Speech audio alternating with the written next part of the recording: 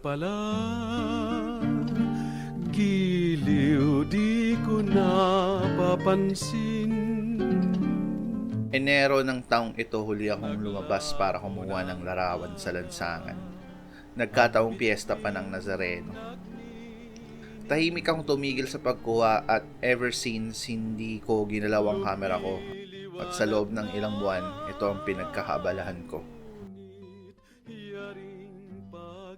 Nag-focus sa sarili, nag-boxing, tumutok sa trabaho, tumambay.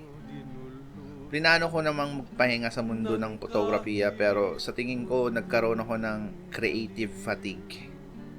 Sa hirap ng panahon ngayon, madami sa atin ang napapabayaan ng mga bagay na gustong ginagawa. Magkwento, lumikha, sumayaw, umawit, o kung ano man. Madalas mas pipiliin mo na lang maging maayos ang pisikal mong pangangatawan at makapag-ipon ng pera. Pero sa akin wala akong excuse, tinamad at napagod lang talaga ako. Itong nakaraan, napaisip ako, na-miss ko na rin palang kumuha ng larawan at magkwento. Napatanong ako kung kaya ko pa ba at kung anong nagagawa ng ilang buwang pagtigil sa abilidad kong kumuha. Hindi ako professional o magaling, pero ito ang isa sa pinakamalahing bagay na ginagawa ko na nagbibigay kahulugan sa mundo ko.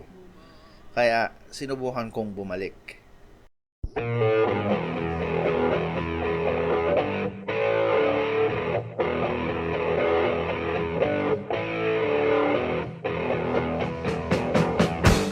Lumabas ako at dating gawi, Recto at Quiapo. Messy at bilang sa daliri ang nakuha kong pictures at ang papangit pa. Siguro tatatlo lang ang nagustuhan ko. Lahad ng lahad at di mapakali. Wala akong confidence at tila'y natatakot pumindot ng shutter.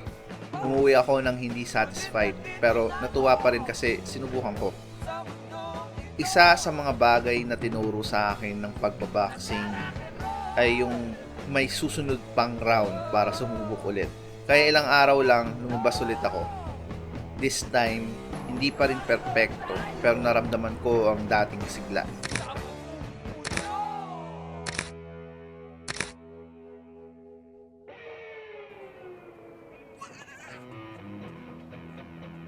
Nakita ko ulit ang mga gusto kong makita.